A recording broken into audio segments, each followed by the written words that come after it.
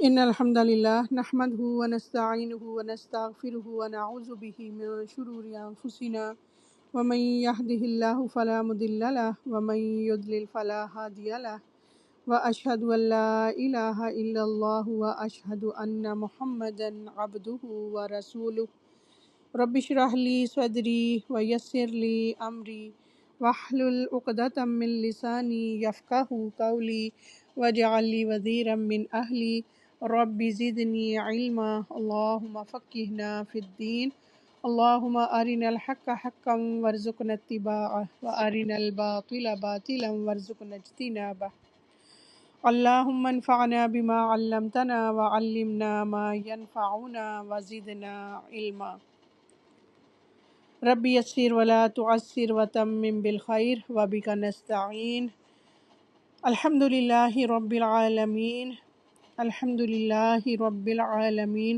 سبحان اللہ والحمد للہ ولا الہ الا اللہ واللہ اکبر ولا حول ولا قوة الا باللہ العلی العظیم اللہم صلی علی محمد وعلی آل محمد کما صلیت علی ابراہیم وعلی آل ابراہیم انک حمید مجید۔ اچھا، سب سے پہلے ہم دیکھ لیتے ہیں قرآن پاک کا قرآن پاک سے ہی تعارف، یعنی قرآن پاک کا تعارف ہم دیکھتے ہیں اور اس کی عظمت کے بارے میں دیکھتے ہیں۔ قرآن پاک کا تعارف کیا ہے کہ قرآن پاک حکمت والا ذکر ہے اور یہ رحمتوں والی کتاب ہے، حق اور باطل میں فرق کرنے والا کلام ہے، معجزوں کی کتاب ہے، سمجھنے کے لیے آسان کتاب ہے، جہالت کو روشنی میں بدل دیتا ہے، دلوں کو زندہ کرتا ہے، ایمان میں اضافہ کرتا ہے، اور قرآن ہماری زندگی ہے۔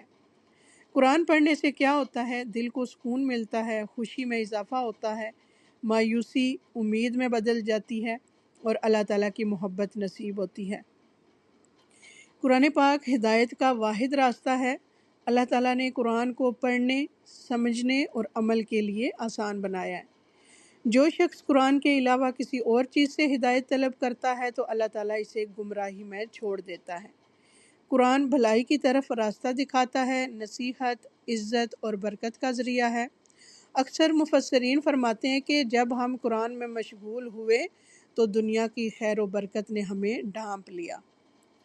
قرآن کا دل پر اثر کیا ہوتا ہے کہ اگر قرآن پڑھنے کے بعد یہ دو چیزیں پیدا نہ ہوں تو خود کو پرکھیں۔ سب سے پہلے کیا آنا چاہیے؟ قرآن پڑھ کے خشیت الہی دل میں ہونی چاہیے، اور دوسری بات یہ کہ ٹوٹ کر دوبارہ بننا۔ اس کا کیا مطلب ہے؟ کہ ہم اپنے نفس کی بھی ساتھ ساتھ اصلاح کرتے رہیں۔ یعنی آج اگر ہم نے کلاس سٹارٹ کی ہے تو ہمارے دل کی جو کیفیت ہے تو اس کلاس کے بعد ہمارے دل کی وہ کیفیت بدلنی چاہیے کہ اس میں پوزیٹیو جو ہے نا وہ چیز آنی چاہیے۔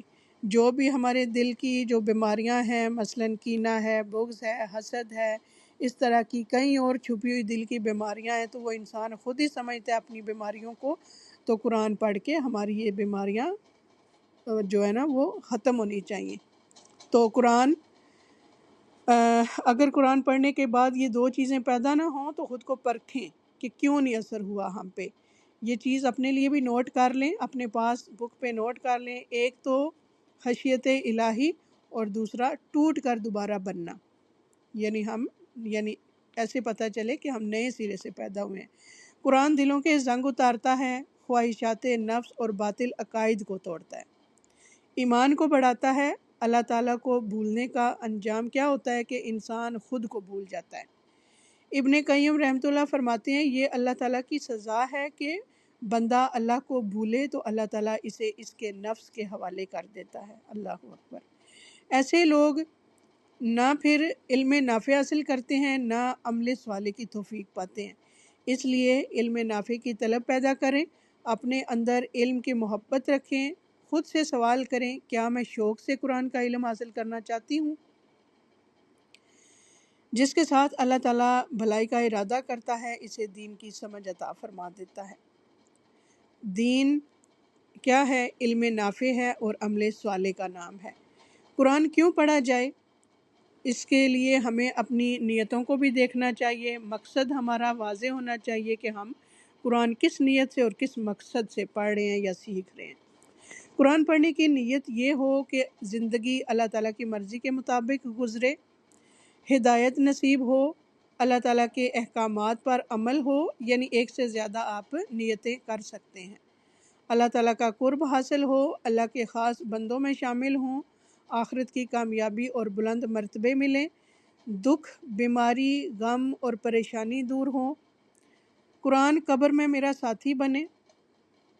تو یہ ساری نیتیں ہم کر سکتے ہیں۔ جو قبر میں قرآن کا نور چاہتا ہے وہ دنیا میں قرآن سے تعلق قائم کرے۔ قرآن سے تعلق کی نوعیت کیا ہونی چاہیے کہ قرآن سے رسمی نہیں بلکہ حقیقی تعلق قائم کریں، صرف رسموں یا ضرورت کے وقت نہ پڑھیں بلکہ ہر وقت کا ساتھی بنائیں تاکہ پل صراط پر نور بنے۔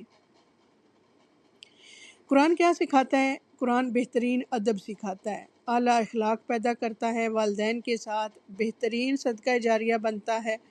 قرآن دل کی بہار اور غموں کا علاج ہے، جیسا کہ آیت کا ایک حصہ ہے کہ اللہم جعل القرآن ربیع قلبی، دعا کا ایک حصہ ہے اللہم جعل القرآن ربیع قلبی۔ قرآن دل کا سکون ہے، قرآن روح کی غذا ہے۔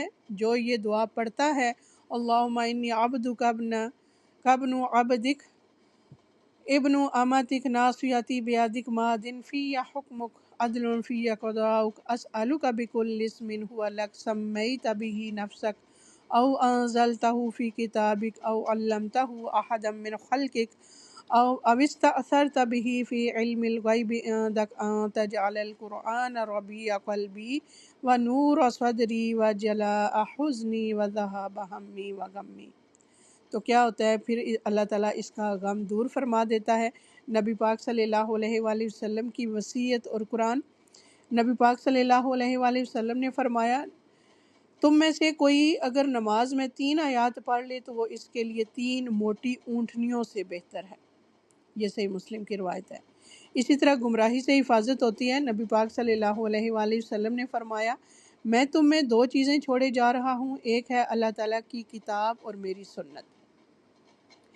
اہل قرآن کون ہوتے ہیں؟ اہل قرآن وہ ہیں جو تلاوت میں مہارت رکھتے ہیں، الفاظ یاد کرتے ہیں، معنی سمجھتے ہیں، سیکھے ہوئے پر عمل کرتے ہیں، کثرت سے قرآن پڑھتے ہیں۔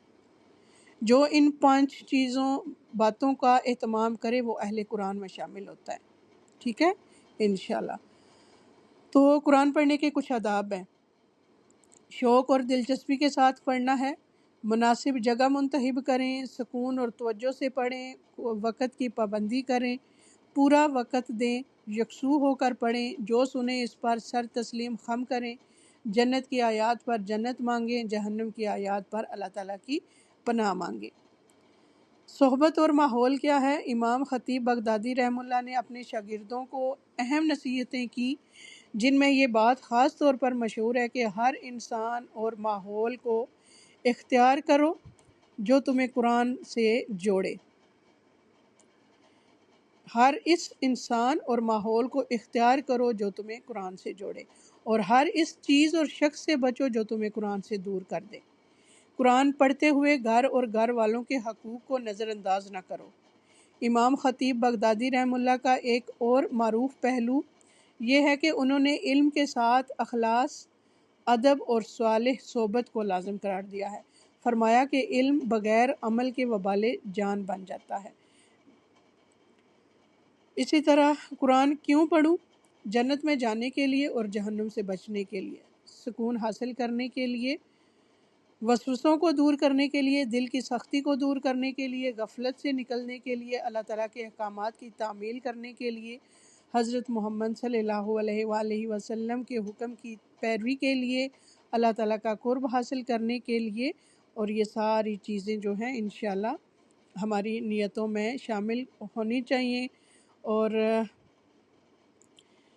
اللہ تعالیٰ سے دعا ہے کہ جن مقاصد کا یہاں ہم نے ذکر کیا ہے ان تمام مقاصد کے لیے اور جن کا ذکر نہیں کر پائے ان کے لیے بھی ہمیں اس قرآن کو پڑھنے کی اور اس کے مطابق عمل کرنے کی توفیق عطا فرمائے، آمین یا رب العالمین۔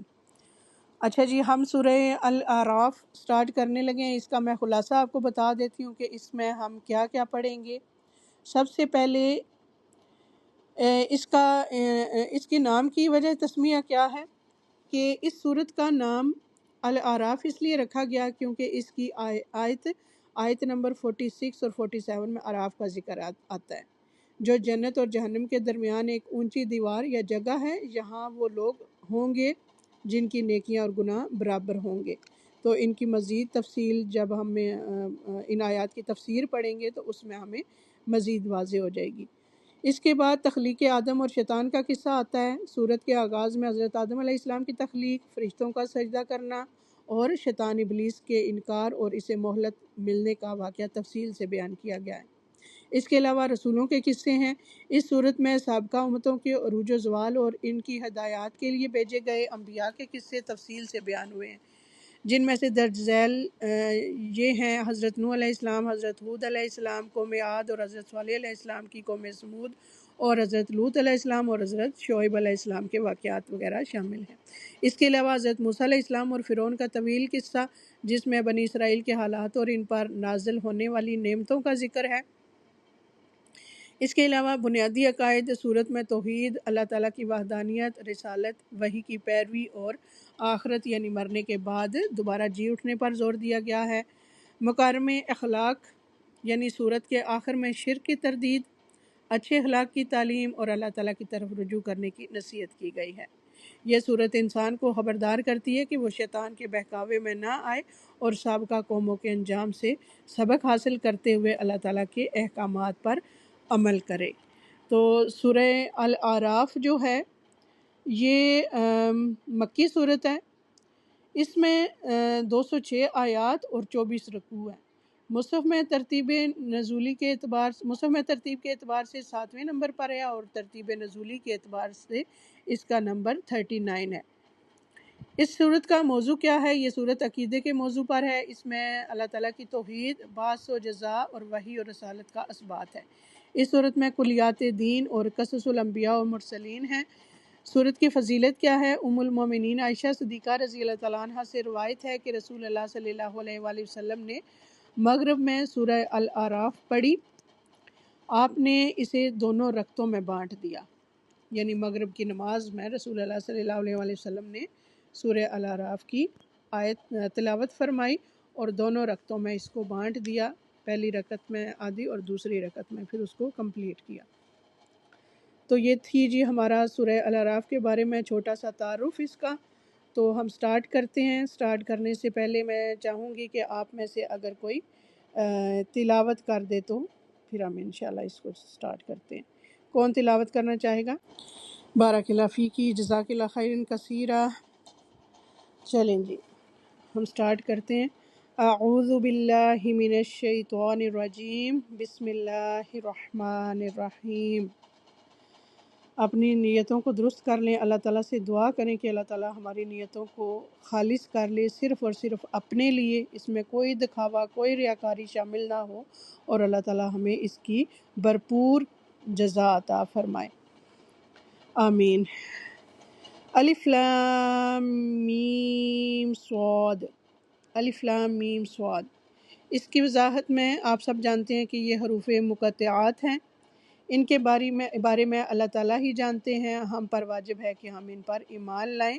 یہ سورہ الاعراف کی پہلی آیت ہے۔ آیت نمبر 2 ہے: کتاب انزل الیک فلا یکن فی صدرک حرج منہ لتنذر بہ وذکری للمؤمنین۔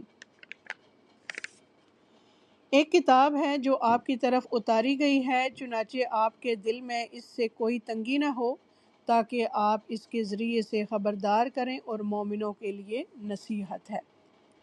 کتاب انزل الیک، ایک کتاب ہے جو آپ کی طرف اتاری گئی ہے۔ اللہ سبحانہ وتعالیٰ نے قرآن مجید کی عظمت کو بیان کیا ہے کہ اے محمد صلی اللہ علیہ وآلہ وسلم، ایک ایسی کتاب آپ کے رب کی جانب سے آپ پر نازل کی گئی ہے جو عظیم ہے، جس میں ایسے امور کی وضاحت ہے جس کے بندے محتاج ہیں۔ اس میں شریعت کے مقاصد کی تفصیل بیان کی گئی ہے، اللہ تعالیٰ کے احکامات اور اس کی پسند اور ناپسند کو واضح کیا گیا ہے تاکہ انسانوں کے لیے اپنی زندگی کے مقصد کو پورا کرنا آسان ہو جائے، یعنی وہ اس نفع مند علم کے ذریعے اللہ تعالیٰ کی فرما برداری کر کے اس کی رضا حاصل کرنے میں کامیاب ہو جائیں۔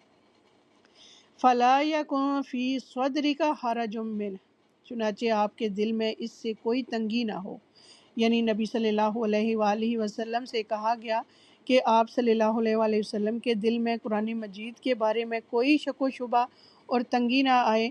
آپ صلی اللہ علیہ وآلہ وسلم بلا دھڑک اس کا پیغام پہنچائیں، اس کے بارے میں نہ کسی سے ڈریں اور نہ کسی کا لحاظ کریں۔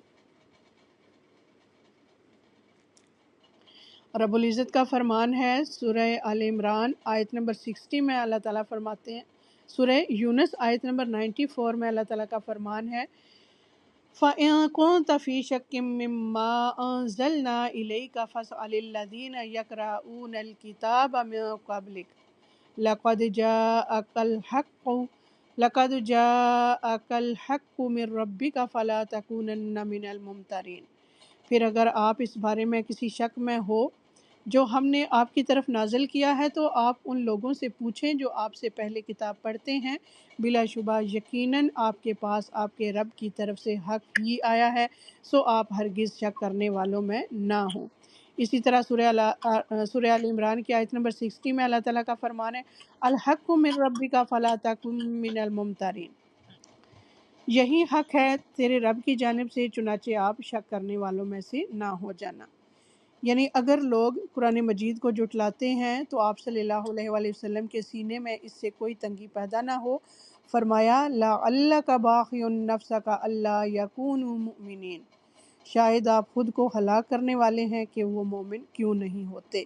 سورہ شعراء کی آیت نمبر 3 میں وَمَا أَكْثَرُ النَّاسِ وَلَوْ حَرَصْتَ بِمُؤْمِنِينَ، اور آپ خواہ کتنی ہی حرص رکھیں اکثر لوگ ہرگز مومن نہیں ہوتے۔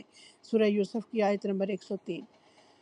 آپ یقین رکھیں کہ حکمت بری کتاب رب العالمین کی جانب سے نازل کی گئی ہے اور یہ سب سے سچا کلام ہے۔ سورہ حامیم سجدہ آیت نمبر 42 میں ہے لا یأتیہ الباطل من بین یدیہ ولا من خلفہ تنزیل من حکیم حمید، باطل اس کے پاس نہ اس کے آگے سے آ سکتا ہے اور نہ اس کے پیچھے سے، کمال حکمت والے تمام خوبیوں والے کی جناب سے نازل کردہ ہے۔ حق کی دعوت دینے والے کو جو چیز تکلیف دیتی ہے وہ لوگوں کی سرکشی ہے، جو چیز دعوت دینے والے کو سچ دکھائی دیتی ہے لوگ اسے باطل سمجھ کر ٹھکرا دیتے ہیں، جو چیز دعوت دینے والے کو بہت اہم نظر آتی ہے لوگ اس سے لاپرواہی برتتے ہیں، یہ رویے دعوت دینے والے کے دل کی اندر تنگی پیدا کرتے ہیں۔ دعوت دینے والے کو بعض اوقات یہ خوف ہوتا ہے کہ وہ اس دعوت کی وجہ سے اپنے ماحول میں اجنبی ہو گیا ہے، اس کے لیے بات سمجھانا مشکل ہے، اس کے لیے لوگوں کو راہ راست پر لانا مشکل ہے، اس کے لیے طعن و تشنیع کو برداشت کرنا مشکل، اس کے لیے مخالفتیں برداشت کرنا مشکل، حتیٰ کہ وہ سٹیج آ جاتی ہے جب بات پہنچانا ہی مشکل ہو جاتا ہے۔ ایسے موڑ پر دائی کے دل میں گھٹن آتی ہے۔ قرآن مجید میں اس کیفیت کو ضیق صدر سے بھی واضح کیا گیا ہے، یعنی دل کی تنگی، جیسا کہ رب العزت نے ارشاد فرمایا سورہ الحجر آیت نمبر 97 میں وَلَقَدْ نَعْلَمُ أَنَّكَ يَضِيقُ صَدْرُكَ بِمَا يَقُولُونَ، اور بلا شبہ یقیناً ہم جانتے ہیں آپ کا سینہ بے شک اس سے تنگ ہوتا ہے جو وہ کہتے ہیں۔ لِتُنذِرَ بِهِ وَذِكْرَىٰ لِلْمُؤْمِنِينَ، تاکہ آپ اس کے ذریعے سے خبردار کریں اور مومنوں کے لیے نصیحت ہے۔ یعنی نزول قرآن کے دو مقاصد بیان کیے گئے ہیں۔ پہلا مقصد کیا ہے کہ انذار، اور دوسرا مقصد ہے نصیحت۔ انذار یعنی ڈرانا اور دوسرا مقصد ہے نصیحت کرنا۔ عمومی انذار سبھی کے لیے ہے، جیسا کہ نبی صلی اللہ علیہ وآلہ وسلم کو سارے انسانوں کو خبردار کرنے کا حکم دیا گیا کہ یا ایھا المدثر قم فانذر، اے کمبل میں لپٹنے والے اٹھو پھر خبردار کرو، اور فرمایا تبارک الذی نزل الفرقان علی عبدہ لیکون للعالمین نذیرا، بہت برکت والا ہے جس نے اپنے بندے پر فرقان اتارا تاکہ وہ تمام جہانوں کے لیے ڈرانے والا ہو۔ ایمان والوں کے لیے نصیحت اور یاد دہانی ہوگی۔ لِتُنذِرَ بِهِ، تاکہ آپ اس کے ذریعے سے خبردار کریں، یعنی آپ صلی اللہ علیہ وآلہ وسلم اس نازل کردہ کتاب کے ذریعے مشرکوں کو خبردار کریں تاکہ وہ ایمان لے آئیں۔ آپ صلی اللہ علیہ وآلہ وسلم کے انذار اور نصیحت سے حق کے دشمنوں پر حجت قائم ہو جائے گی۔ وَذِكْرَىٰ لِلْمُؤْمِنِينَ، اور مومنوں کے لیے نصیحت ہے۔ اس کتاب کے ذریعے آپ صلی اللہ علیہ وآلہ وسلم مومنوں کو نصیحت کریں، یہ ان کے لیے یاد دہانی ہوگی۔ رب العزت کا فرمان ہے وَذَكِّرْ فَإِنَّ الذِّكْرَىٰ تَنفَعُ الْمُؤْمِنِينَ، اور نصیحت کریں، یقیناً نصیحت ایمان والوں کو فائدہ دیتی ہے۔ سورہ الذاریات آیت نمبر 55۔ اہل ایمان نصیحت کے ذریعے فائدہ اٹھاتے ہیں، انہیں ظاہری اور باطنی اعمال کے بارے میں یاد دہانی ہوتی ہے اور وہ صراط مستقیم پر آنے والی رکاوٹوں کو دور کرنے میں کامیاب ہو جاتے ہیں۔ نزول کتاب کے حوالے سے اس آیت میں مطالبہ کیا جا رہا ہے کہ کتاب آپ صلی اللہ علیہ وآلہ وسلم کی طرف نازل کی گئی ہے تاکہ لوگوں کو برے انجام سے ڈرائیں اور ان کو حالات کی تبدیلی کے لیے نصیحت کر دیں۔ کتاب کے احکامات صاف صاف لوگوں کے سامنے بیان کر دیں۔ کتاب کے وہ حقائق بھی پیش کر دیں جو لوگوں کو پسند نہیں آتے۔ کتاب کے ذریعے عقائد کی غلطیاں، غلط رسومات، غلط طریقہ زندگی کی اصلاح کر دیں۔ کتاب کے ذریعے دنیا کی اصلاح کر دیں اور آخرت کی کامیابی کی تیاری کریں۔ اچھا، کتاب کس کے لیے نصیحت بنتی ہے؟ کتاب عملاً تھوڑے لوگوں کے لیے نصیحت بنتی ہے۔ کتاب اس کے لیے نصیحت بنتی ہے جس کی فطرت مسخ نہ ہوئی ہو اور جو اپنی فطرت کو زندہ رکھے ہوئے ہو۔ کتاب اس کے لیے نصیحت بنتی ہے جو اللہ تعالیٰ کے آگے پیش ہونے کا خوف رکھتا ہو۔ کتاب اس کے لیے نصیحت بنتی ہے جو آخرت کے برے انجام سے ڈرتا ہو۔ کتاب اس کے لیے بھی نصیحت بنتی ہے جو جنت کی حرص رکھتا ہو۔ اچھا، مجھے بتائیں کہ میں نے آپ کے ساتھ جو ادھر دو چیزیں بتائی تھیں آپ کو، وہ کیا تھیں؟ کیا مقصد تھا اس کتاب کو نازل کرنے کا؟ ادھر دیکھیں، اس میں ہے آیت میں ہی دیکھیں، لِتُنذِرَ بِهِ وَذِكْرَىٰ لِلْمُؤْمِنِينَ۔ اس کو اردو میں بیان کریں کہ دو مقصد کون سے واضح ہو رہے ہیں اس آیت میں؟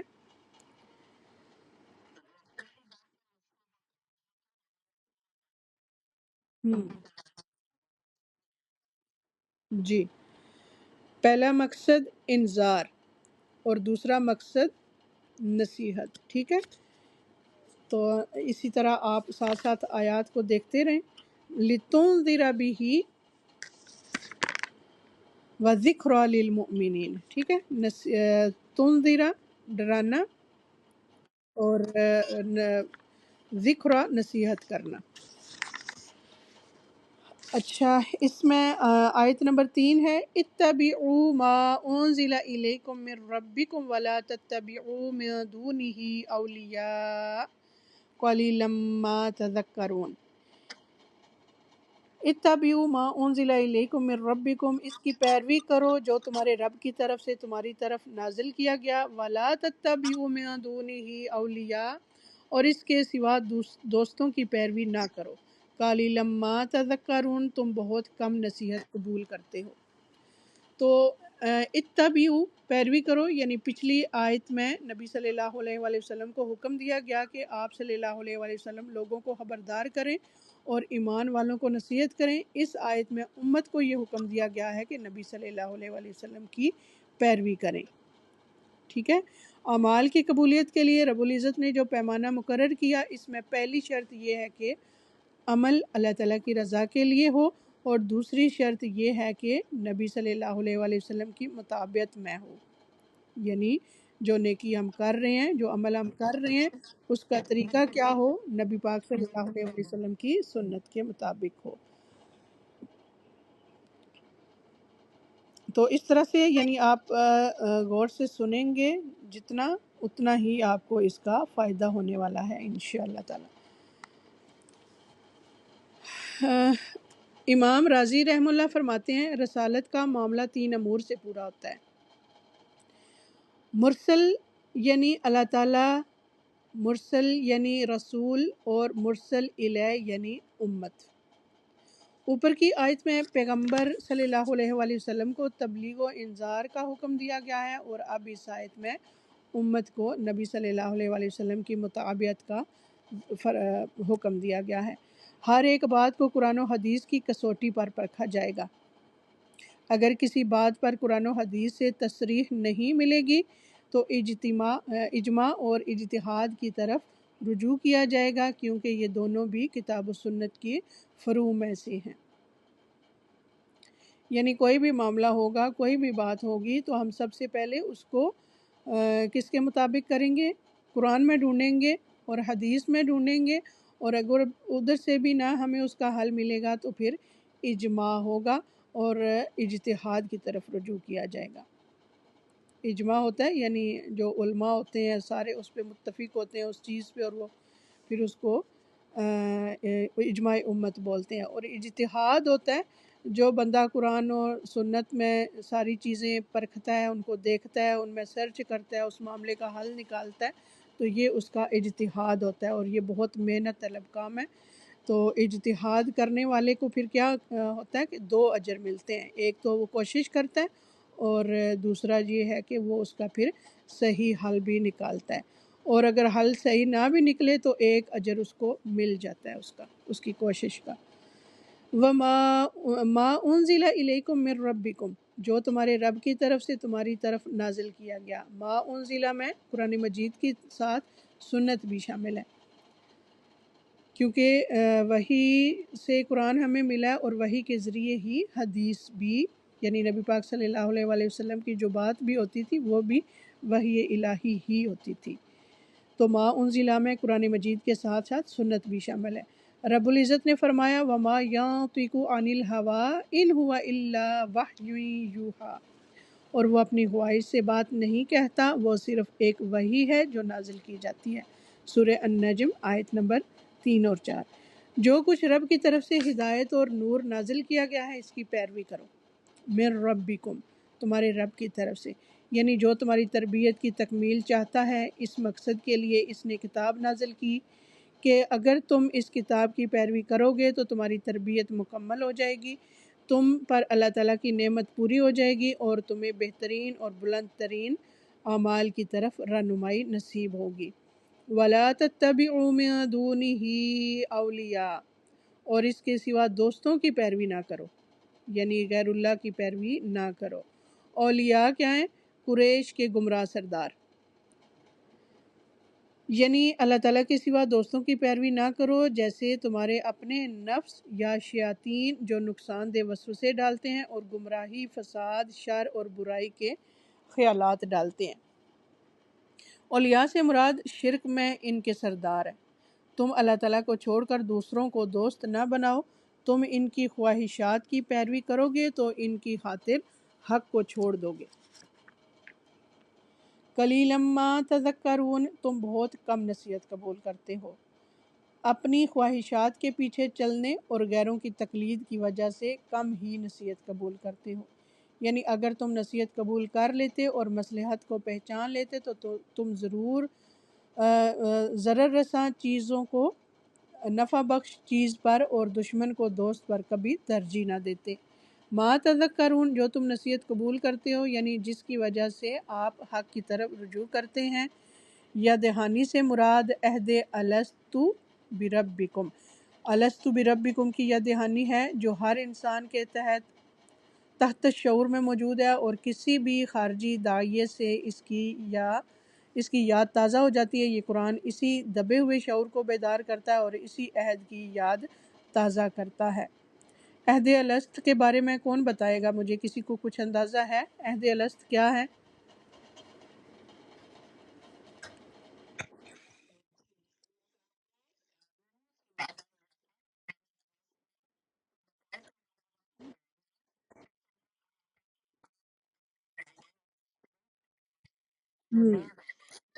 بالکل، بالکل۔ یعنی یہ انسان کے شعور میں ڈال دی گئی ہے یہ بات، اگر اس کے پاس کوئی نصیحت نہیں بھی پہنچتی تو اس کو پتہ ہوتا ہے کہ میرا رب اللہ تعالیٰ ہی ہے۔ اگر وہ اس طرح دنیا میں گمراہ ہو چکا ہے، لیکن اگر وہ تھوڑی سی کوشش کرے گا، غور و فکر کرے گا، تو وہ اللہ تعالیٰ کو پہچان سکتا ہے، اللہ تعالیٰ کی توحید کو اپنا سکتا ہے۔ تو یہ ہماری فطرت میں رکھ دی گئی ہے بات کہ اللہ تعالیٰ ایک ہے، اللہ تعالیٰ ہمارا رب ہے۔ وَكَم مِّن قَرْيَةٍ أَهْلَكْنَا فَجَاءَهَا بَأْسُنَا بَيَاتًا أَوْ هُمْ قَائِلُونَ۔ وَكَم مِّن قَرْيَةٍ، اور کتنی ہی بستیاں ہیں، اہلکنا ہلاک کیا ہم نے انہیں، فَجَاءَهَا بَأْسُنَا بَيَاتًا أَوْ هُمْ قَائِلُونَ، تو ان پر ہمارا عذاب رات کو آیا یا جب وہ دوپہر کو آرام کرنے والے تھے۔ اللہ اکبر۔ یعنی کتنی ہی بستیاں ہیں جنہیں ہم نے ہلاک کر دیا تو ان پر ہمارا عذاب رات کو آیا یا جب وہ دوپہر کو آرام کرنے والے تھے۔ اللہ تعالیٰ نے گزشتہ قوموں کو دی جانے والی سزاؤں سے ڈرایا ہے جنہوں نے رسولوں کی دعوت کو جھٹلایا۔ اس کا مقصد یہ ہے کہ ان قوموں جیسے کام نہ کریں۔ ان قوموں پر ہمارا عذاب ایسی حالت میں نازل ہوا جب وہ غفلت میں ڈوبے ہوئے تھے اور عذاب کے بارے میں ان کے دل میں خیال بھی نہیں آیا تھا۔ ان پر عذاب کب آیا؟ رات کو۔ ان پر عذاب رات کو آیا۔ رات کے وقت انسان آرام کرتا ہے اور دوپہر کے وقت بھی لوگ آرام کرتے ہیں۔ یہ بستیاں غفلت کی وجہ سے ان اللہ تعالیٰ کے عذاب کی مستحق ٹھہری اور غفلت میں مدہوشی کے وقت پکڑ لی گئی، اور دوسروں کے لیے ان کا غفلت میں پکڑا جانا باعث عبرت بن گیا۔ رب العزت کا فرمان ہے سورہ القصص آیت نمبر 58 میں، اور کتنی ہی بستیاں ہم نے ہلاک کر دیں جو اپنی معیشت پر اتراتی تھی، تو ان کے گھر ہیں جو ان کے بعد کم ہی آباد ہوئے ہیں اور ہم ہی وارث ہونے والے ہیں۔ اللہ اکبر۔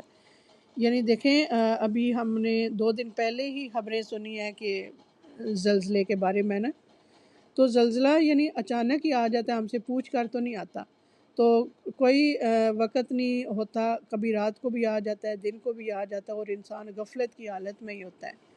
تو جو یعنی پچھلی قوموں کا ذکر ہے، وہ غفلت کی وجہ سے ہی گناہ کرتے تھے اور غفلت کی وجہ سے ہی ایمان کو نہیں پہچان پا رہے تھے، تو پھر اللہ تعالیٰ نے غفلت کی حالت میں ہی ان کو پکڑ لیا اور عبرت کا نشان بنایا دوسرے لوگوں کے لیے، بعد میں آنے والے لوگوں کے لیے۔ تو ہم جب قرآن پڑھ رہے ہیں، سیکھ رہے ہیں، تو ہمیں کوشش کرنی چاہیے کہ ہم پھر اس کے بعد غفلت والی زندگی نہ گزاریں، ہم بیدار ہو جائیں۔ وَلَقَدِ اسْتُهْزِئَ بِرُسُلٍ مِّن قَبْلِكَ فَحَاقَ بِالَّذِينَ سَخِرُوا مِنْهُم مَّا كَانُوا بِهِ يَسْتَهْزِئُونَ، سورہ الانعام آیت نمبر 10۔ اور بلا شبہ آپ سے پہلے بھی یقیناً بہت سے رسولوں کا مذاق اڑایا گیا ہے، تو ان میں سے جن لوگوں نے مذاق اڑایا ان کو اسی عذاب نے آ گھیرا جس کا وہ مذاق اڑاتے تھے۔ تو غفلت کی حالت میں عذاب میں مبتلا ہونے کے کیا اثرات پھر ہوتے ہیں انسان پہ، کیا اس کی حالت ہوتی ہے؟ اس حالت میں کسی کی پکڑ انسان کو خوف میں مبتلا کرتی ہے، اس کے نتیجے میں انسان محتاط ہو جاتا ہے، اس کے نتیجے میں انسان نصیحت حاصل کرتا ہے، اس کے نتیجے میں انسان تقوی حاصل کرتا ہے۔ آیت نمبر 5 ہے فَمَا كَانَ دَعْوَاهُمْ إِذْ جَاءَهُمْ بَأْسُنَا إِلَّا أَن قَالُوا إِنَّا كُنَّا ظَالِمِينَ، پھر جب ہمارا عذاب ان پر آیا تو ان کی پکار اس کے سوا کچھ نہ تھی کہ انہوں نے کہا کہ ہم واقعی ظالم تھے۔ یعنی مجرم تباہی سے پہلے اقرار جرم کر لیتے ہیں۔ جب ان قوموں پر اللہ تعالیٰ کا عذاب نازل ہوا تو وہ خود اپنے آپ کو عذاب سے بچا سکے، نہ وہ خود اپنے آپ کو عذاب سے بچا سکے، نہ ان کے معبود ہی ان کے کام آ سکے جن سے انہیں بہت امیدیں وابستہ تھیں۔ مجرموں نے تباہی سے پہلے اقرار جرم کر لیا، جب ان پر عذاب نازل ہوا تو اقرار جرم کے سوائے ان کے پاس کچھ نہ تھا۔ مجرموں نے ظلم کیا کیا تھا؟ مجرموں نے شرک کیا تھا، جو سب سے بڑا ظلم ہے۔ مجرموں کی ندامت اور اعتراف کی وجہ سے عذاب نہیں ٹل سکتا۔ توبہ کا دروازہ بند ہونے کے بعد کسی کا اعتراف مفید نہیں رہ جاتا۔ رب العزت نے سورہ الانبیاء میں اس کی وضاحت فرمائی ہے۔ اللہ تعالیٰ فرماتے ہیں اور کتنی ہی ظالم بستیاں تھیں جنہیں ہم نے تم تہس نہس کر دیا، اور ان کے بعد ہم نے دوسری قومیں پیدا کی، تو جب انہوں نے ہمارا عذاب محسوس کیا تب وہاں سے وہ بھاگ رہے تھے۔ بھاگو مت اور واپس آ جاؤ اس عیش کے سامان کی طرف جو تمہیں دیا گیا تھا اور اپنے گھروں میں، تاکہ تم سے پوچھا جائے۔ انہوں نے کہا ہائے ہماری کم بختی، یقیناً ہم ہی ظالم تھے۔ تو ان کی ہمیشہ یہی پکار رہی یہاں تک کہ ہم نے انہیں کٹا ہوا بجھا ہوا بنا دیا۔ سورہ الانبیاء آیت نمبر 11 سے 15 تک۔ آیت نمبر 6 ہے سورہ الاعراف کی، فَلَنَسْأَلَنَّ الَّذِينَ أُرْسِلَ إِلَيْهِمْ وَلَنَسْأَلَنَّ الْمُرْسَلِينَ۔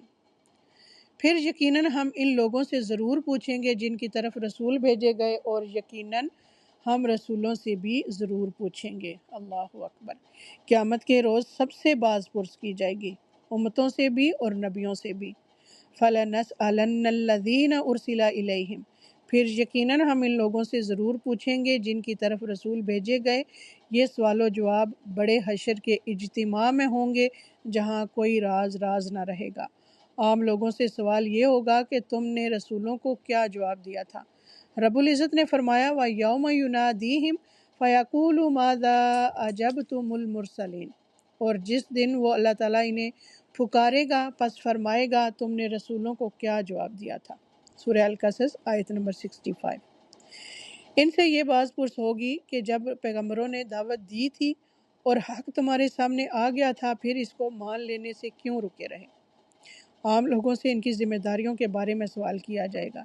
نبی صلی اللہ علیہ وآلہ وسلم نے فرمایا تم میں سے ہر ایک نگران ہے اور ہر ایک سے اس کی رعایا کے بارے میں سوال کیا جائے گا۔ امام نگہبان ہے، اس سے لوگوں کے بارے میں سوال کیا جائے گا۔ مرد سے اس کے گھر والوں کے بارے میں سوال کیا جائے گا، عورت سے اس کے شوہر کے گھر کے بارے میں سوال کیا جائے گا، اور غلام سے آقا کے مال کے بارے میں سوال کیا جائے گا۔ یعنی ہر انسان چھوٹے سے چھوٹے مرتبے پر بھی ہے نا، تو وہ ضرور یعنی اس سے سوال کیا جائے گا قیامت کے دن۔ یعنی ہم آئے ہیں تو ہم سے بچوں کے بارے میں اور شوہر کے مال اور اس کی حفاظت کے بارے میں سوال ہوگا، تو بچوں کی تربیت یعنی پھر ہمیں اسی لحاظ سے کرنی چاہیے، قرآن اور سنت کے مطابق، شریعت کے مطابق، کیونکہ ہم یہ جواب دہ ہوں گے اللہ تعالیٰ کے حضور کہ اللہ تعالیٰ نے ہمیں جو اولاد جیسی نعمت نوازی ہے، آیا ہم نے ان کی تربیت کیسے کی ہے؟ صرف دنیا ہی کے بارے میں ان کو سکھایا ہے یا پھر آخرت کے بارے میں بھی ان کو کچھ تعلیم دی ہے؟ ہم میں سے اکثر والدین اسی طرح کرتے ہیں، بس ایک دفعہ قرآن پڑھ لیا تو بچے کے لیے کافی ہو گیا، یہ تو بس اس نے تجوید سیکھی ہے، ابھی قرآن میں جو مقصد بیان کیا گیا ہے وہ اس نے نہیں سیکھا۔ تو ہمیں اس کی بھی کوشش کرنی چاہیے تجوید کے ساتھ ساتھ پھر ہم کو ان کو ترجمہ بھی پڑھوائیں، اور ترجمے کے ساتھ ساتھ پھر ان کو قرآن کا فہم بھی دلوائیں، اور اس کے ساتھ ساتھ پھر دین کی سمجھ بوجھ اور دین کا فہم بھی ہمارے بچوں کو ہونا چاہیے۔ اللہ تعالیٰ سے دعائیں مانگیں کہ اللہ تعالیٰ ہمارے لیے ان چیزوں کو آسان کر دے کہ ہم اپنے بچوں کو دین کا فہم، قرآن کا فہم دینے میں جو ہے نا وہ کامیاب ہو سکیں، اور ہمارے بچوں کو اللہ تعالیٰ نیکی کی ہدایت عطا فرمائے۔ نبی پاک صلی اللہ علیہ وآلہ وسلم نے فرمایا آدمی کا پاؤں قیامت کے دن اس کے رب کے پاس سے نہیں ہٹے گا یہاں تک کہ اس سے 5 چیزوں کے بارے میں پوچھ لیا جائے۔ اس کی عمر کے بارے میں کہ اسے کہاں صرف کیا، اس کی جوانی کے بارے میں کہ اسے کہاں کھپایا، اس کے مال کے بارے میں کہ اسے کہاں سے کمایا اور کس چیز میں خرچ کیا، اور اس کے علم کے سلسلے میں کہ اس پر کہاں تک عمل کیا۔ یعنی جو بھی ہمارے پاس دنیاوی یا دینی علم ہے کہ اس پہ ہم نے پھر عمل بھی کتنا کیا ہے۔ یہ ترمذی کی روایت ہے 2416۔ وَلَنَسْأَلَنَّ الْمُرْسَلِينَ، اور یقیناً ہم رسولوں سے بھی ضرور پوچھیں گے۔ پیغمبروں سے یہ سوال کریں گے کہ انہوں نے پیغام رسائی کا فرض کہاں تک ادا کیا اور انہیں کیا جواب ملا۔ سورہ المائدہ آیت نمبر 109 میں اللہ تعالیٰ فرماتے ہیں جس دن اللہ تعالیٰ تمام رسولوں کو جمع کر کے پوچھے گا تمہیں کیا جواب ملا تھا، وہ کہیں گے ہمیں کچھ علم نہیں، بلا شبہ بہت زیادہ غیب جاننے والے آپ ہی ہیں۔ سیدنا خدری رضی اللہ تعالیٰ عنہ بیان کرتے ہیں کہ رسول اللہ صلی اللہ علیہ وآلہ وسلم نے فرمایا قیامت کے دن سیدنا نوح علیہ السلام کو بلایا جائے گا، وہ کہیں گے اے میرے رب، میں تیری خدمت میں بار بار حاضر ہوں۔ اللہ تعالیٰ فرمائے گا کیا تو نے میرے احکام پہنچا دیے تھے؟ وہ کہیں گے جی ہاں۔ پھر ان کی امت سے کہا جائے گا کیا انہوں نے تم کو میرے احکامات پہنچا دیے تھے؟ وہ کہیں گے ہمارے پاس تو کوئی ڈرانے والا نہیں آیا۔ اللہ تعالیٰ سیدنا نوح علیہ السلام سے فرمائے گا تمہارے لیے کون گواہی دے گا؟ وہ کہیں گے محمد صلی اللہ علیہ وآلہ وسلم اور ان کی امت۔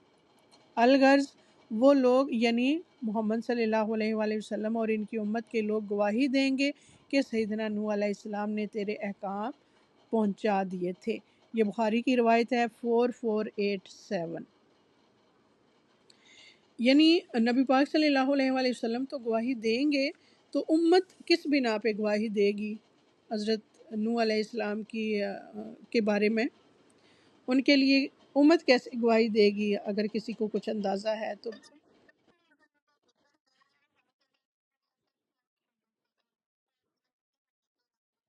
بالکل، بارک اللہ فیکی۔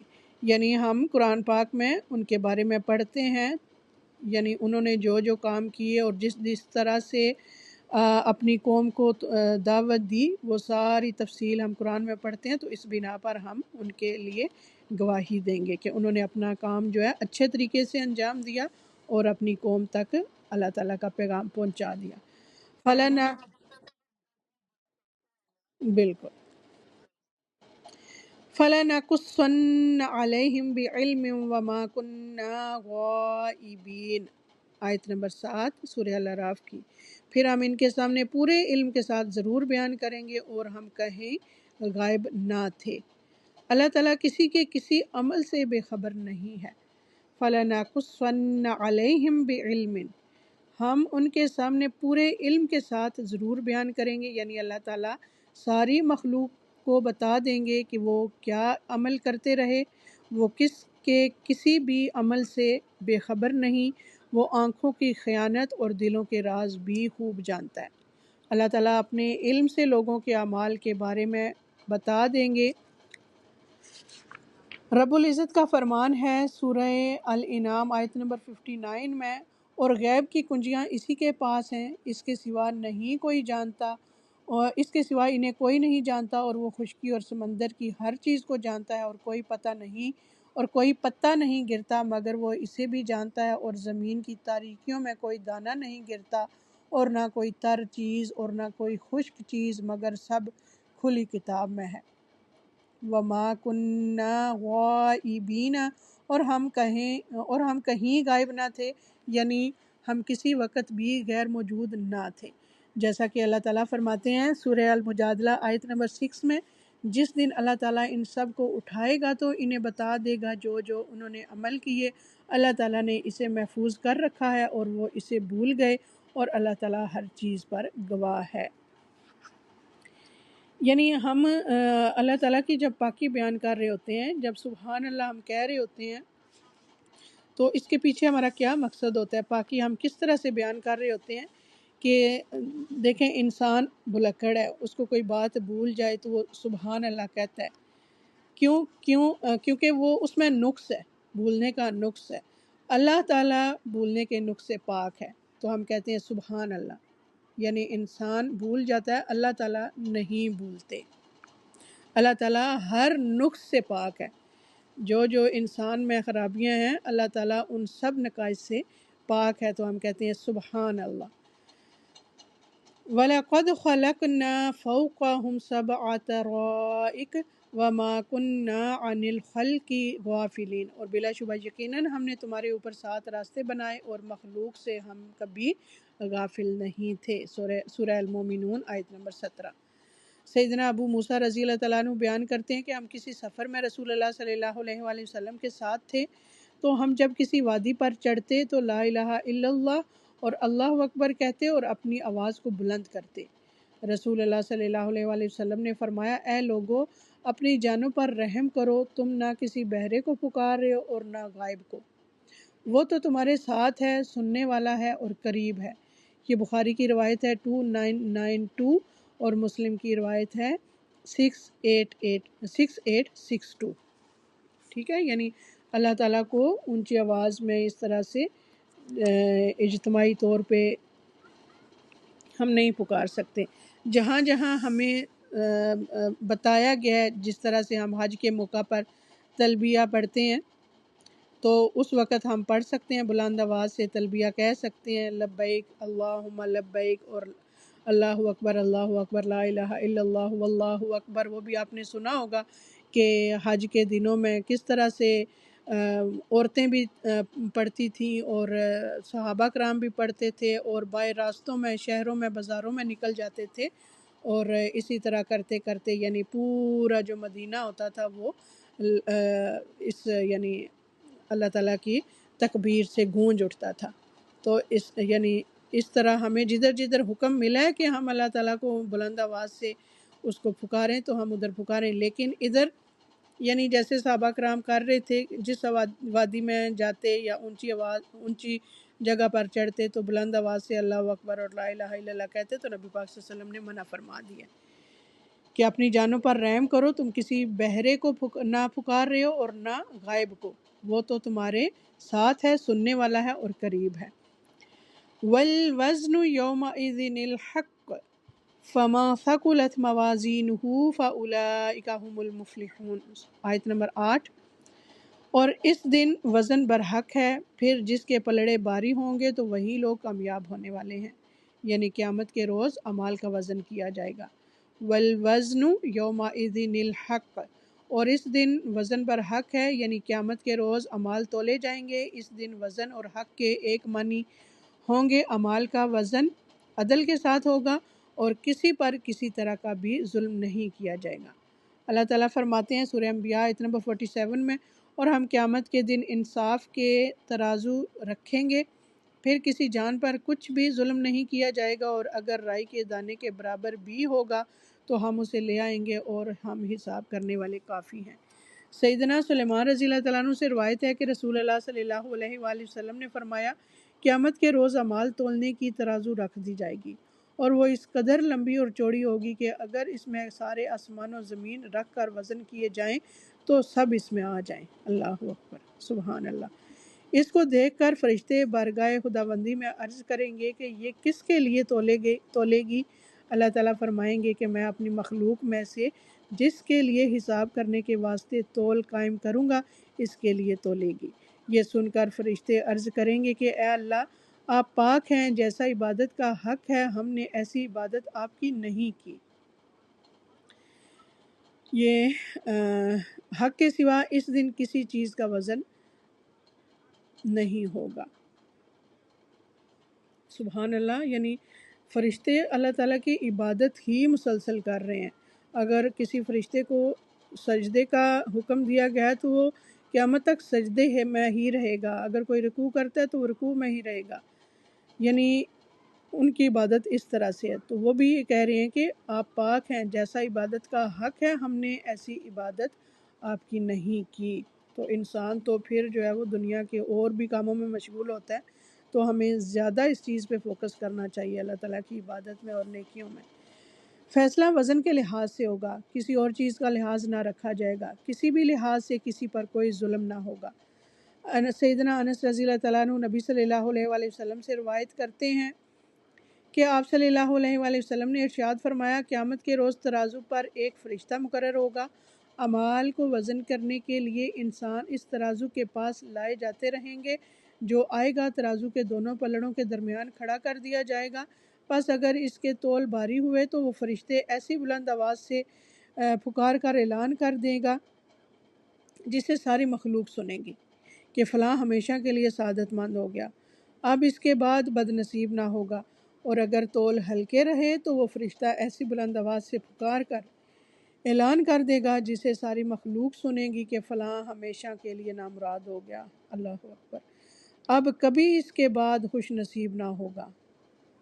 سیدنا ابو ہریرہ رضی اللہ تعالیٰ عنہ بیان کرتے ہیں کہ نبی کریم صلی اللہ علیہ وآلہ وسلم نے فرمایا، جس شخص نے اللہ تعالیٰ پر ایمان کے ساتھ اور اس کے وعدہ ثواب کو سچا جانتے ہوئے اللہ تعالیٰ کے راستے میں جہاد کے لیے گھوڑا پالا تو اس گھوڑے کا کھانا پینا اور اس کا پیشاب لید سب قیامت کے دن اس کے ترازو میں ہوگا اور سب پر اس کو ثواب ملے گا۔ یہ بخاری کی روایت ہے 2853۔ ایک قول یہ ہے کہ قیامت کے دن اعمال کی کتاب کا وزن کیا جائے گا، جیسا کہ رسول اللہ صلی اللہ علیہ وآلہ وسلم نے فرمایا، اللہ تعالیٰ قیامت کے دن میری امت کے ایک شخص کو چھانٹ کر نکالے گا اور سارے لوگوں کے سامنے لائے گا، اور اس کے سامنے اس کے گناہوں کے 99 دفتر پھیلائے جائیں گے، ہر دفتر حد نگاہ تک ہوگا۔ پھر اللہ عز و جل پوچھے گا، کیا تو اس میں سے کسی چیز کا انکار کرتا ہے؟ کیا تم پر میرے محافظ کاتبوں نے ظلم کیا ہے؟ وہ کہے گا، نہیں ہے میرے رب۔ پھر اللہ تعالیٰ کہے گا، کیا تیرے پاس کوئی عذر ہے؟ تو وہ کہے گا، نہیں اے میرے رب۔ اللہ تعالیٰ کہے گا، کوئی بات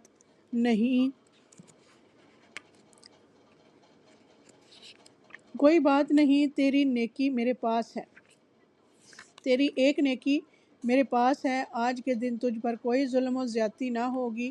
پھر ایک پرچہ نکالا جائے گا جس پر اشہد ان لا الہ الا اللہ و اشہد ان محمدن عبدہ و رسولہ، میں گواہی، جس کا ترجمہ ہے میں گواہی دیتا ہوں کہ کوئی معبود برحق نہیں سوائے اللہ تعالیٰ کے، اور میں گواہی دیتا ہوں کہ محمد صلی اللہ علیہ وآلہ وسلم اس کے بندے اور اس کے رسول ہیں۔ لکھا ہوا ہوگا، اللہ تعالیٰ فرمائے گا، جاؤ اپنے اعمال کے وزن کے موقع پر کانٹے پر موجود رہو۔ وہ کہے گا، اے میرے رب، ان دفتروں کے سامنے یہ پرچہ کیا حیثیت رکھتا ہے؟ اللہ تعالیٰ فرمائے گا، تمہارے ساتھ زیادتی نہ ہوگی۔ آپ صلی اللہ علیہ وآلہ وسلم نے فرمایا، پھر وہ تمام دفتر ایک پلڑے میں رکھ دیے جائیں گے اور وہ پرچہ دوسرے پلڑے میں، پھر وہ سارے دفتر اٹھ جائیں گے اور پرچہ بھاری ہوگا، اور سچی بات یہ ہے کہ اللہ تعالیٰ کے نام کے ساتھ، یعنی اس کے مقابلے میں جب کوئی چیز تولی جائے گی تو وہ چیز اس سے بھاری ثابت نہیں ہو سکتی۔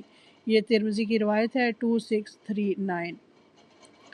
ایک قول یہ ہے کہ صاحب عمل کا وزن کیا جائے گا، صاحب عمل کا وزن یعنی اس انسان کا اپنا وزن کیا جائے گا، جیسا کہ حدیث ہے کہ رسول اللہ صلی اللہ علیہ وآلہ وسلم نے فرمایا، بلا شبہ قیامت کے دن ایک بہت بھاری بھرکم موٹا تازہ شخص آئے گا، لیکن وہ اللہ تعالیٰ کے نزدیک مچھر کے پر کے برابر بھی کوئی قدر نہیں رکھے گا، اور فرمایا کہ پڑھو، فَلَا نُقِيمُ لَهُمْ يَوْمَ الْقِيَامَةِ وَزْنًا، قیامت کے دن ہم ان کا کوئی وزن نہ کریں گے۔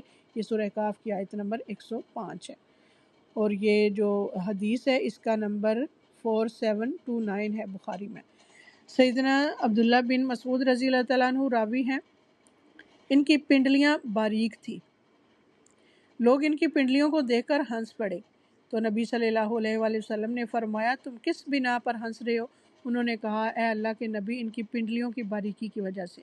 تو آپ صلی اللہ علیہ وآلہ وسلم نے فرمایا، اس ذات گرامی کی قسم جس کے ہاتھ میں میری جان ہے، یہ تو میزان میں احد پہاڑ سے بھی زیادہ وزنی ہوں گی۔ تو اس سے ہمیں کیا پتہ چلتا ہے کہ انسان بھی تولے جائیں گے۔ ان تمام احادیث میں اس طرح تطبیق ممکن ہے کہ یہ تمام صورتیں صحیح ہیں کہ کبھی اعمال کا وزن کیا جائے گا، کبھی ان رجسٹروں کا وزن کیا جائے گا جن میں اعمال لکھے ہوں گے، اور کبھی ان اعمال کے کرنے والے کا وزن کیا جائے گا۔ واللہ اعلم بالصواب۔ فَمَن ثَقُلَتْ مَوَازِینُهُ، پھر جس کے پلڑے بھاری ہوں گے، یعنی اس دن جس کے ساتھ جتنا حق ہوگا اتنا ہی اس کا وزن زیادہ ہوگا، جس کی نیکیوں کا پلڑا برائیوں کے پلڑے سے بھاری ہوگا۔ فَأُولَٰئِکَ هُمُ الْمُفْلِحُونَ، تو وہی لوگ کامیاب ہونے والے ہیں، وہ لوگ جن کی نیکیوں کا پلڑا بھاری ہوگا، اپنی مطلوب چیز کو پا لیں گے، اور جس سے ڈرتے ہیں اس کے شر سے نجات پا جائیں گے۔ وہ نیکیوں کی وجہ سے جنت میں داخل ہو کر فلاح پا لیں گے، یعنی کامیاب ہو جائیں گے۔ فَأَمَّا مَن ثَقُلَتْ مَوَازِينُهُ فَهُوَ فِي عِيشَةٍ رَاضِيَةٍ، تو جس شخص کے پلڑے بھاری ہوں گے وہ پسندیدہ زندگی میں ہوگا۔ سورہ القاریہ کی آیت نمبر 6 اور 7۔ وَمَنْ خَفَّتْ مَوَازِينُهُ فَأُولَٰئِكَ الَّذِينَ خَسِرُوا أَنفُسَهُمْ بِمَا كَانُوا بِآيَاتِنَا يَظْلِمُونَ، اور جس کے پلڑے ہلکے ہوں گے تو وہی ہوں گے جنہوں نے خود کو نقصان میں ڈالا تھا اس وجہ سے کہ وہ ہماری آیات کے ساتھ ظلم کیا کرتے تھے۔ آیت نمبر 9۔ وَمَنْ خَفَّتْ مَوَازِینُهُ، اور جس کے پلڑے ہلکے ہوں گے، یعنی اس دن باطل پرستوں کے اعمال بے وزن قرار پائیں گے، خواہ انہوں نے دنیا کی زندگی میں بڑے بڑے کارنامے انجام دیے ہوں، اس دن دنیا کے لیے کیے گئے اعمال بے وزن قرار پائیں گے۔ فَأُولَٰئِکَ الَّذِينَ خَسِرُوا أَنفُسَهُمْ، تو وہی ہوں گے جنہوں نے خود کو نقصان میں ڈالا تھا، یعنی اپنے آپ کو خسارے میں وہ ڈالتا ہے جو دردناک عذاب میں پہنچانے والے کام کرتا ہے اور ہمیشہ کی نعمتوں سے محروم رہتا ہے۔ بما کانوا بآیاتنا یظلمون، اس وجہ سے کہ وہ ہماری آیات کے ساتھ ظلم کیا کرتے تھے۔ وہ اللہ تعالیٰ کی آیات یعنی اس کے اوامر و نواہی کی اطاعت نہیں کرتے تھے۔ ظلم کیا ہے؟ کہ جو احکامات ان میں ہیں ان پہ عمل نہ کرنا۔ سیدنا ابو ہریرہ رضی اللہ تعالیٰ عنہ سے روایت ہے کہ رسول اللہ صلی اللہ علیہ وآلہ وسلم نے ارشاد فرمایا، قیامت کے دن ضرور ایسا ہوگا کہ بعض بھاری بھرکم موٹے بدن والے آدمی اس حال میں آئیں گے کہ اللہ کے نزدیک ان کا وزن مچھر کے پر کے برابر بھی نہ ہوگا۔ پھر فرمایا کہ تم لوگ فلا نقیم لہم یوم القیامۃ وزنا، قیامت کے دن ہم ان کا کوئی وزن نہ کریں گے۔ پڑھ لو۔ جن لوگوں کے پلڑے ہلکے ہوں گے وہی نقصان والے ہیں، ان کا انجام آگ ہے۔ رب العزت نے فرمایا وَأَمَّا مَنْ خَفَّتْ مَوَازِينُهُ فَأُمُّهُ هَاوِيَةٌ وَمَا أَدْرَاكَ مَا هِيَ نَارٌ حَامِيَةٌ، اور جس شخص کے پلڑے ہلکے ہوں گے تو اس کا ٹھکانہ گہری کھائی ہوگا، اور تم کیا جانو کیا ہے وہ بھڑکتی ہوئی آگ ہے۔ سورہ القاریہ کی آیت نمبر 8 سے 11 تک۔ اسی طرح سورہ المؤمنون آیت نمبر 103 اور 104 میں اللہ تعالیٰ فرماتے ہیں، اور وہ شخص جس کے پلڑے ہلکے ہوں گے تو وہی لوگ ہیں جنہوں نے اپنی جانوں کو خسارے میں ڈالا، وہ جہنم میں ہمیشہ رہنے والے ہیں، ان کے چہروں کو آگ جلسا دے گی اور اس میں وہ جبڑے نکالنے والے ہوں گے۔ سوال یہ ہے کہ اللہ تعالیٰ کی آیات کے ساتھ ظالمانہ برتاؤ کیسے کیا جاتا ہے؟ اللہ تعالیٰ کی آیات کو جھٹلا کر، اس کی آیات کے مقابلے میں خواہش نفس کی پیروی کر کے، اس کی آیات کے مقابلے میں انسانوں اور شیطانوں کی پیروی کر کے انسان آیات کے ساتھ ظالمانہ برتاؤ کرتا ہے۔ وَلَقَدْ مَكَّنَّاكُمْ فِي الْأَرْضِ وَجَعَلْنَا لَكُمْ فِيهَا مَعَايِشَ قَلِيلًا مَا تَشْكُرُونَ۔ وَلَقَدْ مَكَّنَّاكُمْ فِي الْأَرْضِ، اور بلا شبہ یقیناً ہم نے تمہیں زمین میں جگہ دی ہے، وَجَعَلْنَا لَكُمْ فِيهَا مَعَايِشَ، اور تمہارے لیے اس میں سامان زندگی بنا دیا ہے، قَلِيلًا مَا تَشْكُرُونَ، تم بہت کم شکر ادا کرتے ہو۔ یعنی اللہ تعالیٰ نے اپنا احسان بیان فرمایا کہ اس نے زمین اپنے بندوں کے قبضے میں دے دی، اسے سکون والی بنا دی کہ ہلتی جلتی نہیں، اس میں مضبوط پہاڑ گاڑ دیے، جگہ جگہ چشمے بہا دیے، اور اس میں عمارتیں اور گھر بنانے کی انسان کو صلاحیت عطا فرما دی۔ انسان زمین سے طرح طرح کے فائدے اٹھا رہا ہے۔ رب العزت نے فرمایا بنی اسرائیل میں آیت نمبر 70، اور یقیناً ہم نے اولاد آدم کو عزت دی ہے، اور ہم نے انہیں خشکی میں اور سمندر میں سوار کیا ہے، اور ہم نے انہیں پاکیزہ چیزوں میں سے رزق دیا ہے، اور ہم نے انہیں ان بہت سوں پر بڑی فضیلت دی ہے۔ بڑی فضیلت دینا، سبحان اللہ۔ وَجَعَلْنَا لَكُمْ فِيهَا مَعَايِشَ، اور تمہارے لیے اس میں سامان زندگی بنا دیا۔ اللہ تعالیٰ نے زمین کو ایسے مقام پر رکھا جو انسانوں کے لیے کارساز ہے، انسانوں کے لیے سازگار ہے۔ زمین اپنی گردش، رفتار، سورج اور چاند سے فاصلے، اپنی ترکیب، حجم وغیرہ کے اعتبار سے انسانی زندگی کے لیے مفید ہے۔ اللہ تعالیٰ نے زمین کے اندر انسان کی خوراک اور استعمال کے لیے کثیر چیزیں پیدا کی ہیں۔ اللہ تعالیٰ نے انسان کو زمین میں خلیفہ بنایا، اللہ تعالیٰ نے زمین کو انسان کے لیے مسخر کیا، اور انسانوں کو ایسی عقل دی کہ وہ کائنات کے رازوں سے پردہ اٹھا کر انہیں اپنی ضروریات کے لیے استعمال کریں۔ اگر کائناتی قوتیں انسان کی دشمن ہوتی اور اس کے پس منظر میں ایک تدبیر کرنے والی ذات کا ارادہ شامل نہ ہوتا تو انسان زمین پر بس نہیں سکتا تھا۔ قلیلا ما تشکرون، تم بہت کم شکر ادا کرتے ہو، یعنی ان جلیل الشان احسانات کے باوجود لوگ اللہ تعالیٰ کا شکر ادا نہیں کرتے۔ سورہ ابراہیم آیت نمبر 34 میں اللہ تعالیٰ فرماتے ہیں، اور اس نے تمہیں ہر چیز میں سے دیا جس کا بھی تم نے اس سے سوال کیا، اور اگر تم اللہ تعالیٰ کی نعمتوں کو شمار کرو تو انہیں شمار نہیں کر پاؤ گے۔ بلا شبہ انسان یقیناً بڑا ظالم، بہت ناشکرا ہے۔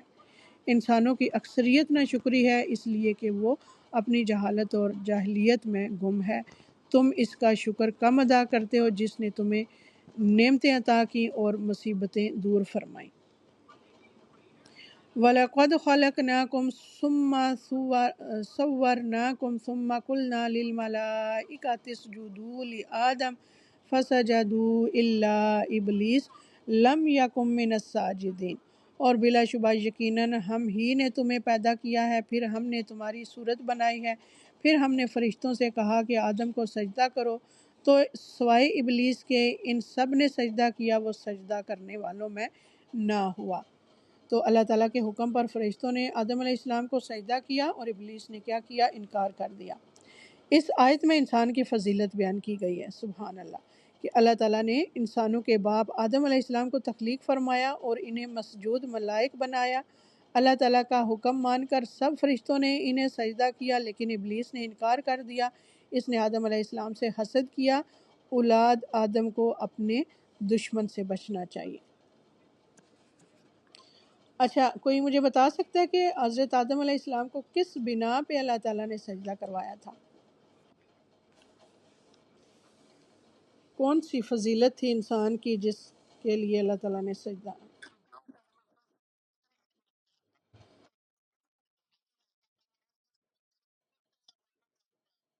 جی، سب سے ہم نے سورہ بقرہ میں بھی اس کے بارے میں پڑھا ہے نا، علم کی فضیلت پر۔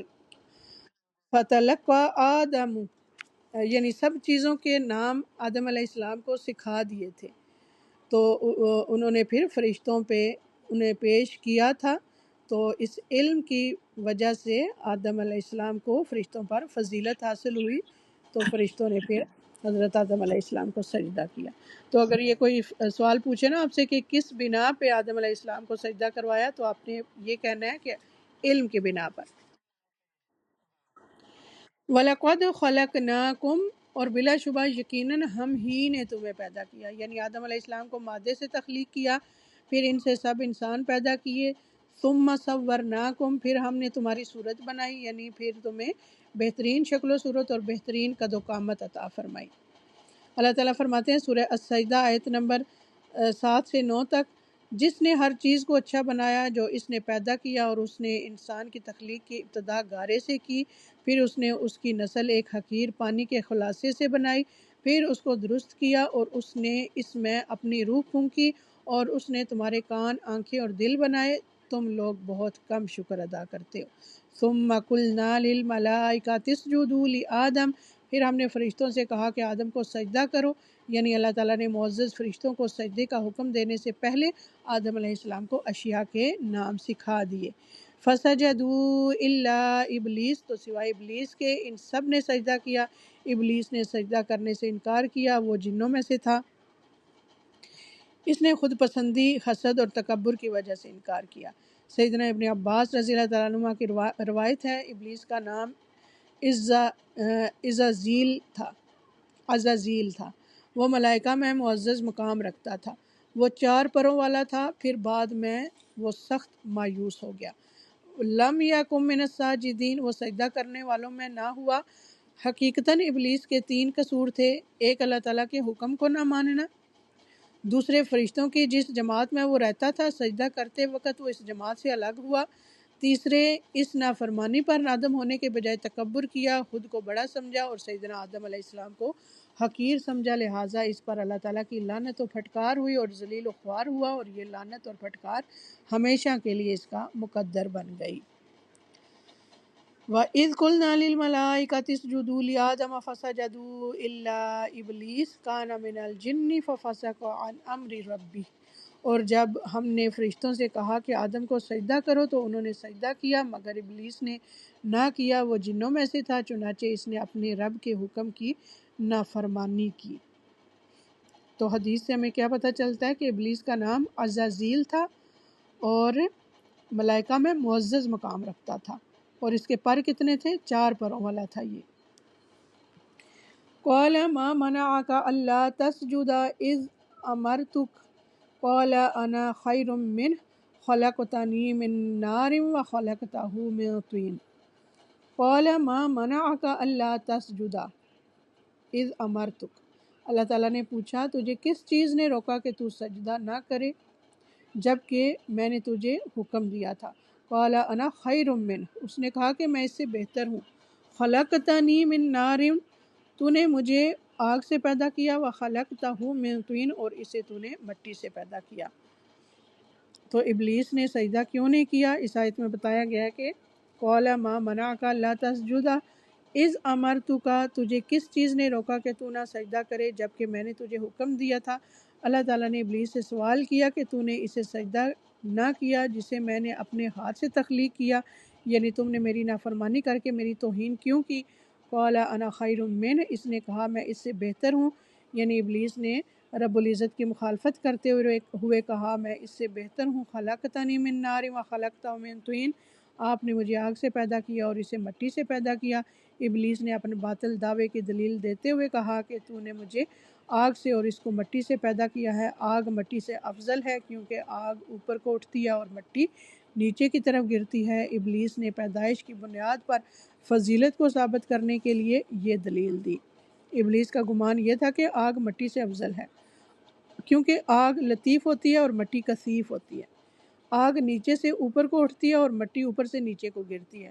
آگ اپنی شکل اور رنگ بدل سکتی ہے، مٹی میں بغیر محنت شاکہ کے یہ صفت پائی نہیں جاتی۔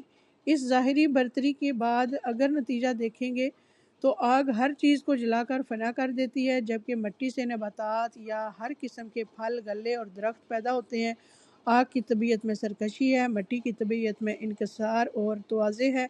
اسی آگ کی فطرت کی بنا پر ابلیس نے اللہ تعالیٰ کی نافرمانی کی اور تکبر کی راہ اختیار کی اور راندہ درگاہ الہی بن گیا، اور سیدنا آدم علیہ السلام سے اللہ تعالیٰ کی نافرمانی ہو گئی تو انہوں نے گناہ کی معافی مانگ لی اور اللہ تعالیٰ کے مقرب بن گئے۔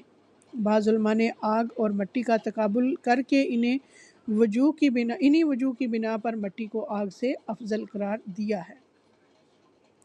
خلقتنی من نار و خلقتہ من طین، آپ نے مجھے آگ سے پیدا کیا اور اسے مٹی سے پیدا کیا، یعنی اور یہ چیز اس بات کی موجب ہے کہ وہ مخلوق جو آگ سے پیدا کی گئی ہے اس مخلوق سے افضل ہو جس کی تخلیق مٹی سے ہے، کیونکہ آگ مٹی پر غالب ہے اور اوپر اٹھ سکتی ہے۔ شیطان کا یہ قیاس فاسد ترین قیاس ہے کیونکہ یہ متعدد وجوہ سے باطل ہے۔ یہ قیاس اللہ تعالیٰ کے اس حکم کے مقابلے میں ہے کہ آدم علیہ السلام کو سجدہ کیا جائے، اور جب قیاس نص سے معارض ہو تو وہ باطل ہے، کیونکہ قیاس کا تو مقصد ہی یہ ہے کہ جس معاملے میں نص موجود نہ ہو اس کا حکم منصوص الیہ امور کے احکام کے بالکل قریب اور ان کے تابع ہو۔ رہا وہ قیاس جو منصوص الیہ احکام کے معارض ہو، اس کو معتبر قرار دینے سے نصوص کا لغو ہونا لازم آتا ہو تو یہ قیاس بدترین قیاس ہے۔ ابلیس کا مجرد یہ کہنا انا خیر منہ، میں اس آدم سے بہتر ہوں، ابلیس خبیث کے نقص کے لیے کافی ہے۔ اس نے اپنے نقص پر اپنی خود پسندی، تکبر اور بلا علم اللہ تعالیٰ کی طرف قول منسوب کرنے کو دلیل بنایا۔ رسول اللہ صلی اللہ علیہ وآلہ وسلم نے فرمایا اللہ تعالیٰ قیامت کے دن آسمانوں کو لپیٹ لے گا اور ان کو داہنے ہاتھ میں لے گا، پھر فرمائے گا میں بادشاہ ہوں، کہاں ہیں زور والے، کہاں ہیں غرور کرنے والے؟ پھر بائیں ہاتھ سے زمین کو لپیٹ لے گا جو داہنے کے مثل ہے، اور اسی واسطے دوسری حدیث میں ہے کہ پروردگار کے دونوں ہاتھ داہنے ہیں۔ پھر فرمائے گا میں بادشاہ ہوں، کہاں ہیں زور والے، کہاں ہیں بڑائی کرنے والے؟ یعنی سبحان اللہ، اللہ تعالیٰ کی عظمت ہے، کبریائی ہے کہ اللہ تعالیٰ زمین و آسمان کو اپنی مٹھی میں لے لیں گے قیامت کے دن۔ فَاخْرُجْ إِنَّكَ مِنَ الصَّاغِرِينَ، سو نکل جاؤ، یقیناً تو واقعی ذلیل ہونے والوں میں سے ہے۔ اللہ تعالیٰ نے ابلیس کو حکم دیا کہ تو ذلیل ہونے کے لائق ہے، اس لیے جنت سے نکل جاؤ۔ ابلیس کو اس کے حسد، تکبر اور خود پسندی پر اہانت آمیز سزا دی گئی۔ تو ہم انسان ہمیں اپنے دل سے ان تمام برائیوں سے پاک کرنا چاہیے اپنے دل کو۔ سوال پیدا ہوتا ہے کہ ابلیس جنت سے کیوں نکال دیا گیا اور کیوں اللہ تعالیٰ کی رحمت سے دور کر دیا گیا؟ یعنی ابلیس نے اللہ تعالیٰ کے حکم کی نافرمانی کی، ابلیس نے اللہ تعالیٰ کا حکم سن کر فیصلے کی ڈور اپنے ہاتھ میں لے لی کہ وہ قبول کرے یا نہ کرے، اور اس طرح اللہ تعالیٰ کے فیصلے کو رد کر کے اس کی رحمت سے دور کر دیا گیا۔ تو ابلیس نے جان بوجھ کر کفر کا ارتکاب کیوں کیا؟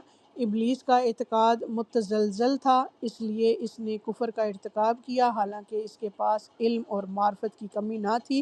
ابلیس کے اندر گھمنڈ کی نفسیات جاگ اٹھی تھی۔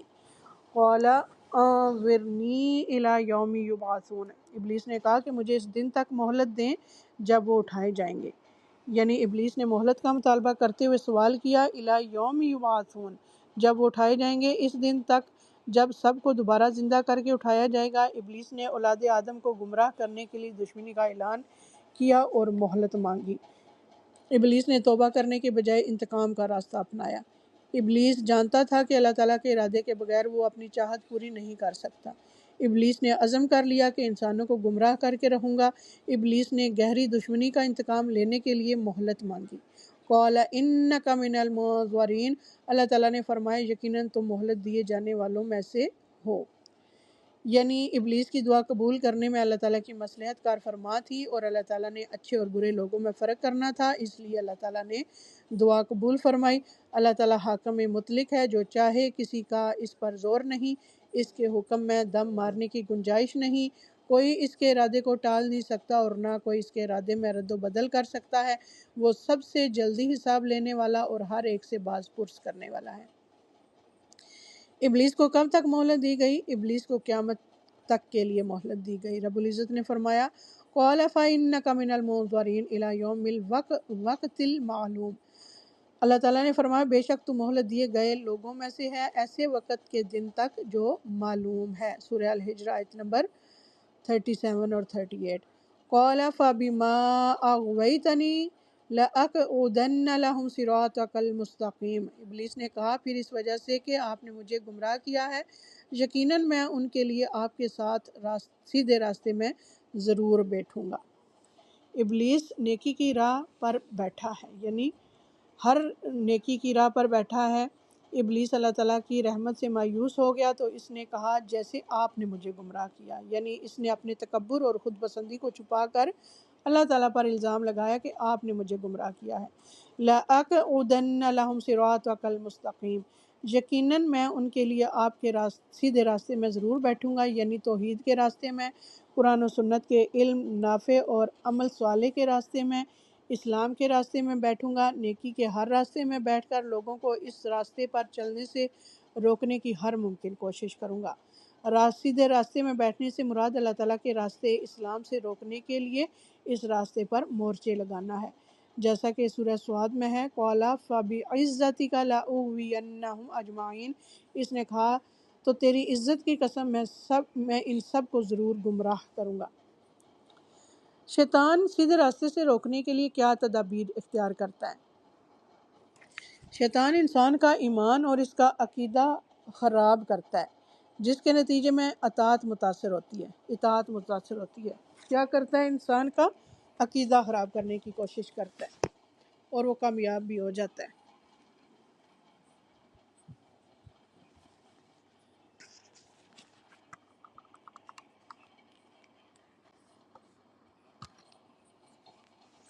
شیطان انسان کا ایمان اور اس کا عقیدہ خراب کرتا ہے۔ سیدنا صبرہ بن ابی فاقیہ رضی اللہ تعالیٰ عنہ بیان کرتے ہیں کہ میں نے رسول اللہ صلی اللہ علیہ وآلہ وسلم کو یہ بیان فرماتے ہوئے سنا، بلا شبہ شیطان ابن آدم کے لیے اللہ تعالیٰ کے راستوں پر بیٹھ گیا ہے، مثلا وہ اسلام کے راستے میں بیٹھتا ہے اور ابن آدم سے کہتا ہے کہ کیا تو اسلام قبول کر کے اپنا اور اپنے آباء و اجداد کا دین ترک کر دے گا؟ مگر ابن آدم اس کی نافرمانی کر کے اسلام قبول کر لیتا ہے۔ پھر اسی طرح شیطان راہ ہجرت میں آ کر بیٹھ جاتا ہے اور مسلمان سے کہتا ہے کیا تو ہجرت کر کے اپنی زمین و آسمان کو چھوڑ رہا ہے؟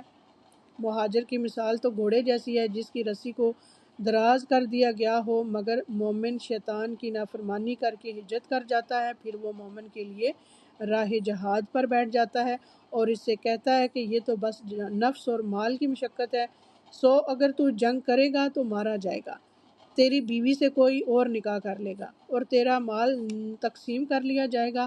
مگر مرد مومن شیطان کی نافرمانی کرتے ہوئے جہاد کرتا ہے۔ رسول اللہ صلی اللہ علیہ وآلہ وسلم نے فرمایا جو شخص یہ کام کرتے ہوئے فوت ہو جائے تو اللہ تعالیٰ پر یہ حق ہے کہ اسے جنت میں داخل کرے، یا اگر شہید ہو جائے تو اللہ تعالیٰ پر یہ حق ہے کہ وہ اسے جنت میں داخل کرے، اگر غرق ہو جائے تو اللہ تعالیٰ پر حق ہے کہ وہ اسے جنت میں داخل کرے، اگر اس کی سواری اس کو گرا دے اور وہ فوت ہو جائے تو بھی اللہ تعالیٰ پر حق ہے کہ وہ اسے جنت میں داخل کرے۔ یہ مسند احمد کی روایت ہے 483 اور نسائی میں اس کا نمبر ہے 3136۔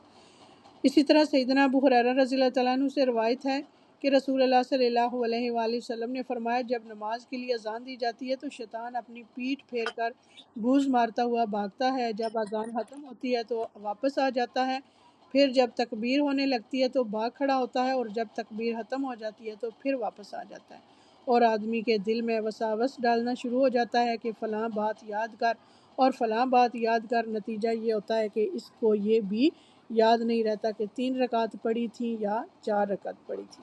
جب یہ یاد نہ رہے تو سہو کے 2 سجدے کرے۔ تو یہ بخاری کی روایت ہے 3285۔ سیدنا ایاز بن حمار مجاشی رضی اللہ تعالیٰ عنہ سے روایت ہے کہ رسول اللہ صلی اللہ علیہ وآلہ وسلم نے ایک دن اپنے خطبہ میں ارشاد فرمایا، سنو، میرے رب نے مجھے یہ حکم فرمایا کہ میں تم لوگوں کو وہ باتیں سکھا دوں کہ جن باتوں سے تم لا علم ہو۔